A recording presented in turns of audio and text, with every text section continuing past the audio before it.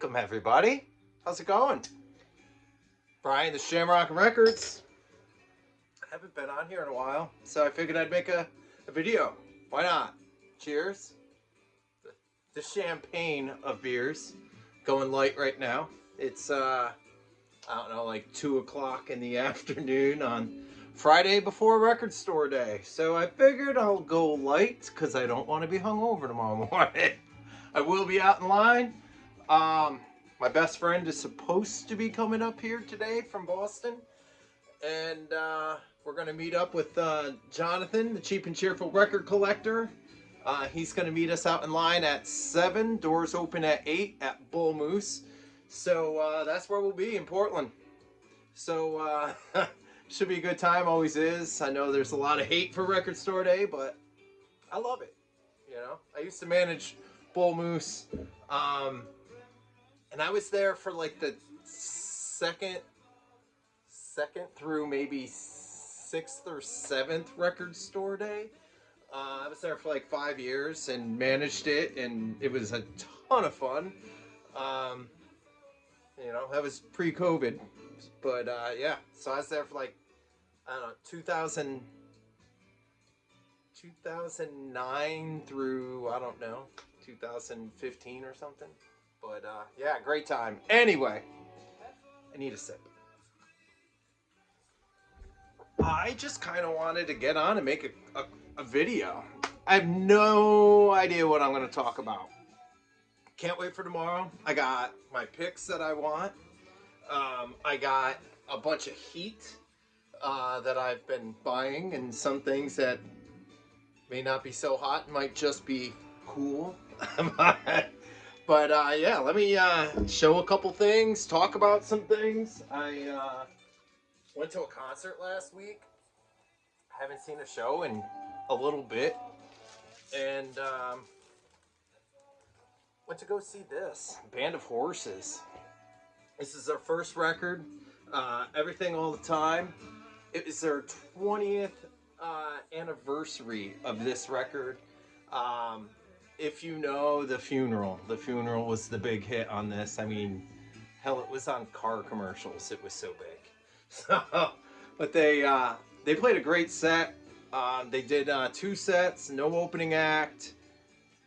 They slayed it. They were so good. They played this record front to bottom for the first set, and then they had an intermission, came back, and did just like a bunch of hits and fan favorites. But a great night. So yeah, I've been on vacation all week. So like I started it off like the end of last week going to that show. My daughter is graduating high school in a few weeks. She just turned 18 yesterday. It's insane. Brought her to a casino for her 18th birthday, her mom and I. So that's pretty fun, right? She won like a lot of money for her. She won 100 and something bucks, so she was pumped. Anyway, I'm wearing a Jayhawks t-shirt, so I may as well show off some of my new heat, right? Picked this up a couple weeks ago. This is an original. Bunkhouse press. You know they only made 2,000 of these? Very country. It's not like the more modern Jayhawks. It's a little more stripped down country. You don't have all that great, I don't want to say pop, but that, you know, the Jayhawks, once they, you know, started making songs like Blue and got into like the mid 90s, they were really honing their craft, right? Like the melodies were just tighter. This is a lot just stripped back, just more country, but really cool to find this. And they're one of my favorite bands, and they have a release coming out for Record Store Day, and I will be getting that. So what's it called, like something meter, 22 meters, I don't remember, but it's like demos and like other versions of songs from like Sound of Lies and, I don't know, It'll be cool. It's Jayhawks that I don't own, so I will be buying it. Right now, if you're wondering, sometimes people wonder, I'm listening to Riley Walker. This thing came out in 2015. Love the artwork. Artwork reminds me of Van Morrison. Like, reminds me of his band in the Street Choir, which I was actually listening to this morning with my coffee. But, right? Very similar. And it has like a Van Morrison sound, but not like his band in the Street Choir sound. It has more of an Astral Weeks kind of a sound. But, because it's very kind of like free, you know what I mean? It's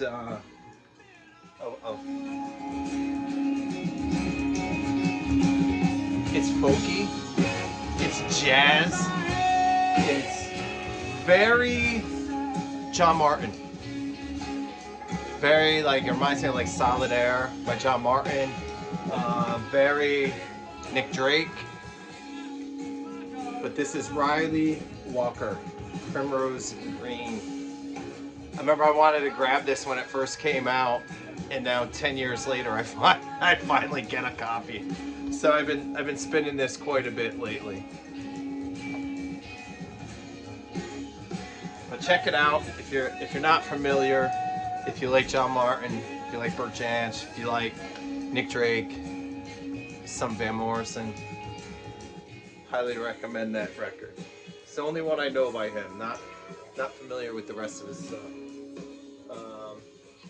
Another thing I picked up a couple weeks ago, I found it in a used bin at Bull Moose, and it's a boot. It's Mark Knopfler and Emmylou Harris double record. It sounds really good, surprisingly enough. Sometimes you don't know what you're gonna get with like a boot, but I figured why not show this, because again, something I want tomorrow is the Emmylou and Mark Knopfler. That's my number one. That record is so good. That is my number one. That's the reason why I'm going out tomorrow, for that Mark Knopfler. I've been a huge Mark Knopfler fan for the last couple of years. Like, I've always liked him, and I was always like, oh man, he's just one of the best guitar players. Like, I just love his sound, I love his style, I love his songwriting. I love how some of his music is like Celtic sounding, but I never bought a lot. I always just loved him, and I was always like, I need to get into him more. I finally have in the last year or two. Just been spinning so much Dire Straits, so much Mark Knopfler. So I'm very, very excited to get that tomorrow.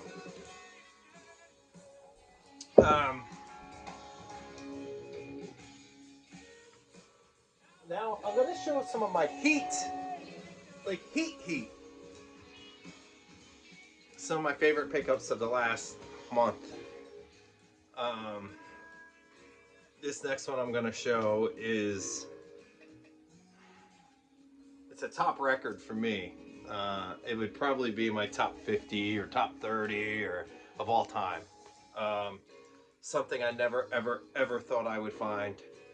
And it's funny, I was watching JT's Record Room, and he showed this, and I was like, I can't believe he has that. And then literally the next day or 2 days later, I went out digging and I found a copy. I'm like, you got what? It's an original 1997 pressing of Elliott Smith's Either Or, which is just, for me, this is perfection. I was listening to this when this first came out. Like, I was listening to this. I had this on CD before Good Will Hunting came out, because I remember when Good Will Hunting came out, and I'm in the theater with my best friend Mike, and we're watching the movie, and all of a sudden, like, Elliott Smith starts playing in the background. I start punching him. He's like, why are you punching me? I'm like, because Elliott Smith is on.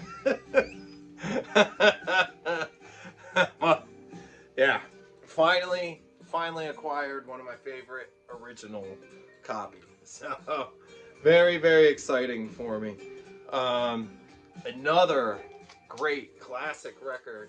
I actually had never owned this on vinyl, only had it on CD. Another original from 1990. Uncle Tupelo, No Depression. I mean, my buddy just acquired this collection. He's like, I just got this collection. I walk into a shop and he's like, I just got this collection. I've thought of you as soon as I started going through and seeing some of this. And he shows me this, and he shows me the Jayhawks, and then he shows me the Elliott Smith. I'm like, whoa, whoa, whoa, whoa, whoa. Like, the Jayhawks, Uncle Tupelo, and Elliott Smith came out of one collection. And my buddy hooked me up so good with the prices on these. Like, I still paid up, but they're worth a lot more than what he charged me. These things are mint. Like, they don't look like they've ever been played. This has like this little press release. I mean, it's got the cut corner, but other than that, man, they unreal. Another record. I got two more from that collection. The guy really had a very vast punk collection. I mean, this collection that he got, my buddy had already sold off pretty much all the Misfits. He had like every Misfits. He was like, oh, I sold this 7-inch for $1,500. And I was like, holy shit. Anyway, the next one that I got out of that collection is one that I've wanted for many, many, many years. I've never seen a copy. And then to find one this clean, in shrink. Richard Hell and the Voidoids. This is so good. I mean, love comes in spurts. I love that song. I remember listening to that when I worked at Bull Moose. One of the guys, Tommy, that I worked with, loved that song and would play this. And that's how I got introduced to this record. But man, Richard Hell, he was in television. You know, television. Everybody's always showing like Marquee Moon in the VC, but nobody, actually, not nobody, but Steve Carlson, I think, just got a copy of this also. I think I just saw Steve Carlson get this recently, and I was like, sweet, I just got it too. I gotta make a video. But yeah, this is classic, and it's just minty. So I had to show that one off. And one more from that collection. Another great classic punk record from Ireland. So that's how I first got into it. Stiff Little Fingers. This is the one. So I have not had an original of this. So to get a nice clean copy. I mean, look at this black record, no ring wear at all. So some gems, to say the least. And then I had ordered this online. One of my favorite movies of all time, the soundtrack finally got reissued. Let's pump up the volume. The radio, pirate radio DJ Christian Slater, my alter ego right here. Like, it's hilarious. People be like, anybody ever tell you look like Christian Slater? And I'm like, they have it. It's the squinty eyes. I don't know. But yeah, I've heard that many times. But no, this is one of my favorite movies of all time. Like, I mean, this came out, what, 1990? 88? I mean, I was like 12, 13 years old when this thing came out. And the music was just like, dude, he was playing like crazy Beastie Boys stuff that like you couldn't find. The Descendants. He like, this turned me on to Leonard Cohen. I didn't know who Leonard Cohen was when I was a little kid. Ivan Neville. This record is worth it alone for Why Can't I Fall in Love by Ivan Neville. Like, holy crap, I love that song so much. But Bad Brains with Rollins doing Kick Out the Jams. I mean, it's got early Soundgarden before anybody knew who Soundgarden was. Before grunge. This was before grunge, and Soundgarden's on this thing. So, like, Cowboy Junkies, Concrete Blonde. Now, Concrete Blonde covers Everybody Knows by Leonard Cohen. I wish it was the Leonard Cohen version. I like the Leonard Cohen version better. But I remember, I thought she was so hot when I was a little kid. She's still kind of hot. But anyway, let's see, what else did I get recently? Oh, this is a fun one. This was a cheap, I didn't pay much for this. I got it in a cheap bin. I paid $3 for this, but this thing made me so happy the day I found this. Found this on my lunch break. And it's the Humpty Dance. Steve Carlson showed this. Well, showed Sex Packets. So Steve and I think are on like the same wavelength lately, but the Humpty Dance, Digital Underground. I love this. Like if I'm at like a wedding, that is the song I want the DJ to play and get everybody dancing on the dance floor. The Humpty Dance. That's my wedding dance song. So let's see, what else? What else did I get? What else is... Oh, I know. Here's a newer release. This came out at the mid to end of last year. It's a 2025 release. Canadian singer-songwriter Kathleen Edwards. It's the first Kathleen Edwards that I have on vinyl. I have some of her early stuff on CD, and then I just kind of stopped listening to her for some reason. And my girlfriend really likes her, and she was playing some Kathleen Edwards, I don't know, a few months ago.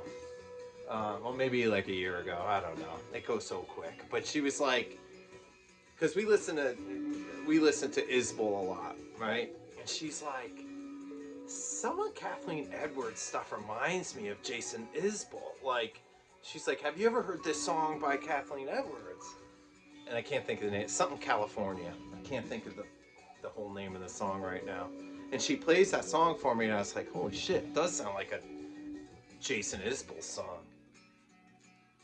Well, this record comes out last year. Jason Isbell plays lead guitar on every song, and he produced it. So this is like Kathleen Edwards and Isbell. It's so good. This record is unreal. Check out the song Need a Ride. The guitar solo on that, Isbell crushes it. But yeah, he plays on every single song. It's so good. If you're an Isbell fan and you haven't heard Kathleen Edwards, check her out. I know there's some Kathleen Edwards fans out there. I've seen some people show Kathleen Edwards. So she's phenomenal. She's actually going to be coming here to Maine with Patty Griffin this summer, and I really want to get tickets because I've never seen Patty or Kathleen. So I really want to get tickets for that. Let's see, what else? This is... Listen to this.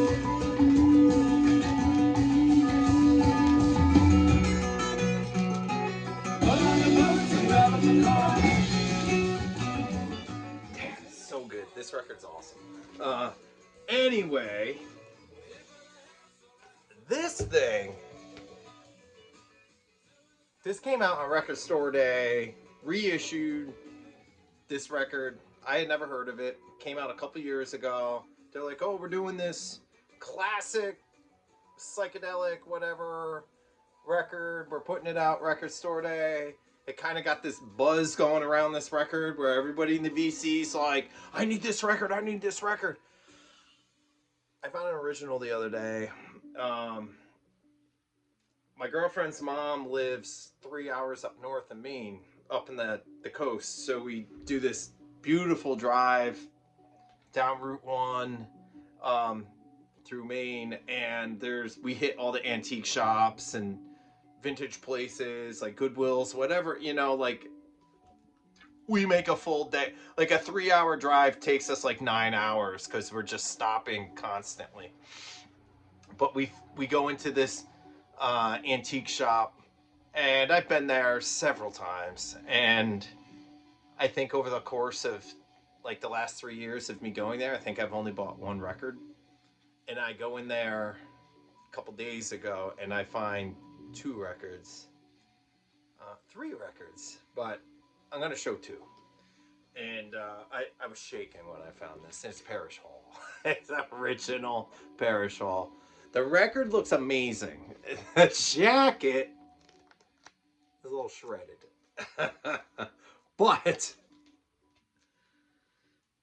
if you guys know how much this thing goes for, I paid $24 for this. I mean, it's beautiful. I mean, it's super clean. I've never seen one. All the shows I've done, all the shows I go to, all the record shops, collecting for 15 plus years, I've never seen a copy of this. So very, very excited to find that. It sounds awesome. I had never heard it. I just knew what it was, and I was like, shit, I'm gonna $24. Holy crap, man. It sounded like Hendrix. Sounded like Jimi Hendrix to me, but damn, almost done. That means the video is almost done. And then with that, at that same antique shop, I pull this out. Oh, my son of a bitch. And my girlfriend's like, what? I was like, I really want this record. But some asshole drew all over Keith Whitley's forehead. And it was $28, and that's actually still a really good price for this record because it's worth quite a bit. And the thing is, it's like, I know it's going into my collection. I'm not trying to resell it. I'm not like, you know what I mean? And Keith Whitley records are just so hard to get. And they had $28 on it. And the owner of the antique shop overheard me kind of complaining to my girlfriend, and she's like, well, what is it? Like, and I show it to her, and she's like, well, it's my record. She's like, the records over in this booth are mine. So, like, how about 20? Is 20 cool for it? And I was like, yes, 20 is very cool. So I grabbed this original Keith Whitley for $20. And now I got to get this off his forehead. And so it's like, I'll get a dry erase marker, see if that little trick works. I got a, like what do you call it? A magic eraser, and see if that. And my girlfriend's like, well, if that doesn't work, I'll just paint a bandana on his forehead. It'll look like Willie Nelson. Like, that's cool. So, yeah. I picked, well, it's late. I don't need to show anything. Maybe I'll show us a few more things. But yeah, I'm pumped. My best friend's supposed to be coming up tonight. The fridge is stocked. The records are getting ready to be played all night long. Whenever we get together, I haven't seen him since last record store day. It's my best friend, and we stay up all night and we just spin. It's like watching one of Mazzy's like whack-a-mole freaking parties, but it's just the two of us. It's just gonna be the two of us just pulling shit out all night, spinning. It's always fun, reliving memories with him, having a few drinks, and it's gonna be great. But yeah, I'm excited for tomorrow. We're gonna hit all the different shops. There's a record show at one of the local breweries that starts at like 2 o'clock tomorrow, so that's gonna be fun. We're gonna hit that. But yeah, I want the Mark Knopfler. I'm really excited about the Mark Knopfler. I'm gonna grab the Jayhawks. Jeff Buckley, one of my favorite artists of all time. I'll grab that live record. And then there's another one nobody's talking. Nobody gives a shit. Nobody knows who they are. Nobody likes them. And I know I'll be able to get it in a clearance bin in a couple months. But I'm buying it tomorrow because this band's really freaking. I've gotten they're good, and I've really gotten into them recently. Um, as you know, I love like Celtic. I love Irish folk music, and there's a band called Amble, who's really freaking good. And I was shocked to see that they're putting out an Amble EP tomorrow for records. I was like, nobody even in the United States even knows who they are. Um, but let me show you. Um, if anybody was paying attention, in one of my earlier videos this year, I was playing this. Kingfisher. And this record is another Irish folk band, newer. You know, it's kind of poppy Irish folk. Um, some songs have a traditional element to it, but some songs just kind of sound like a Mumford and Sons kind of sound, right? And so I was listening to this on my streaming, and that band Amble shows up, and I'm like, "What's this?" And I thought it might have been them, but it was a band called Amble, and I had never heard of them before. I just found out about them a couple months ago, and then I found out about them, and then like a month later, the list shows up for Record Store Day, and they're on the list. And I was like, I'm getting that. So anyway, there's a few more I'm interested in. Don't know if I'll pull the trigger, but the Weezer looks interesting. I love that the blue record. There's a lot of cool shit. I just can't afford it all. Some of it's just I think overpriced. Like I would grab the Adrian Lanker if it wasn't $60. Like I don't need Adrian Lanker for $60. There's a lot of cool stuff on there. Nothing that's really like Mark Knopfler's my number one, Jeff Buckley. But yeah, I hope you guys get what you want, and I wish you all luck. And cheers.